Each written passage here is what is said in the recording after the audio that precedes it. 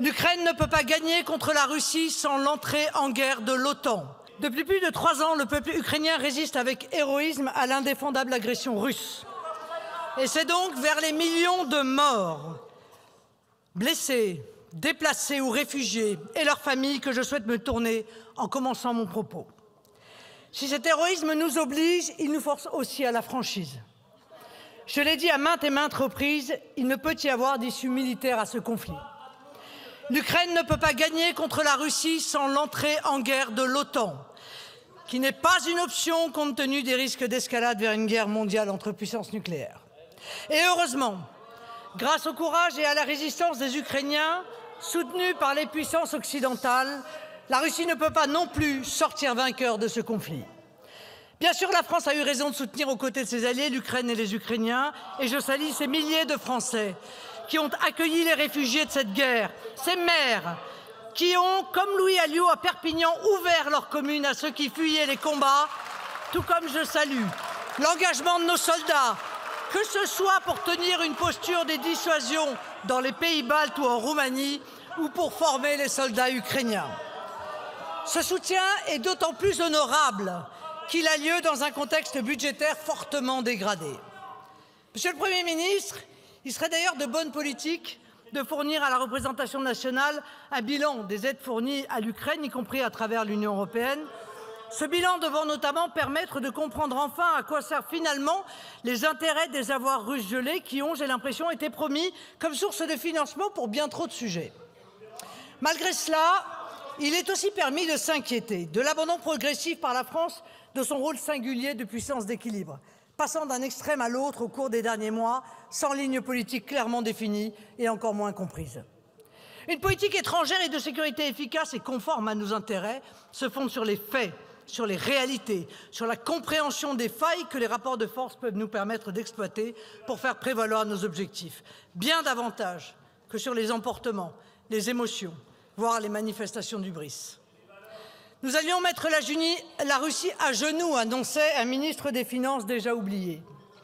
En un mot, il est incontestable que nous devons soutenir l'Ukraine pour qu'elle reste souveraine et libre.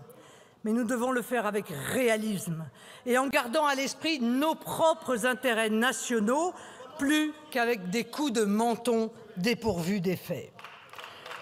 Comprendre les réalités, c'est d'abord admettre que nous ne pouvons pas promettre à l'Ukraine une adhésion à l'OTAN, alors que nous savons que cette option a été une justification à l'agression russe et est clairement rejetée aujourd'hui par les États-Unis.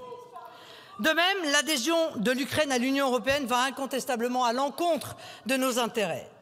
Cette adhésion coûterait des milliards d'euros à la France, elle créerait une nouvelle distorsion de concurrence sur le marché du travail, impactant fortement notre modèle social, et sa première conséquence serait à coup sûr la ruine de nos agriculteurs par l'effet conjugué de la baisse massive de la PAC pour la France et par la concurrence déloyale que créerait cette adhésion.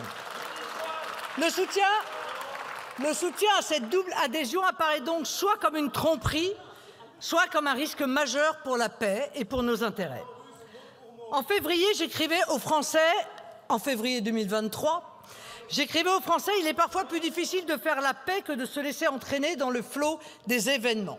Les logiques de bloc ou les passions irraisonnées, c'est le propre des grandes puissances de savoir s'en extraire pour rechercher avec une sereine autorité les moyens de la diplomatie. C'est la vocation historique et morale de la France, dans une position indépendante, de faire entendre la voix d'un pays dont le sacrifice dans les guerres donne crédit à sa volonté sincère de paix. Jamais ces dernières années, le monde n'a eu autant besoin de la France, de sa voix, de la bienveillante autorité de sa diplomatie, de ses capacités d'influence sur les grandes puissances. Alors que je considère qu'en matière de politique étrangère, l'un des maîtres mots doit être la constance. Les virevoltes du président de la République sur le conflit ukrainien n'ont pas permis à la France de peser significativement. Et c'est à Riyad et à Istanbul que cela se passe, et malheureusement sans nous.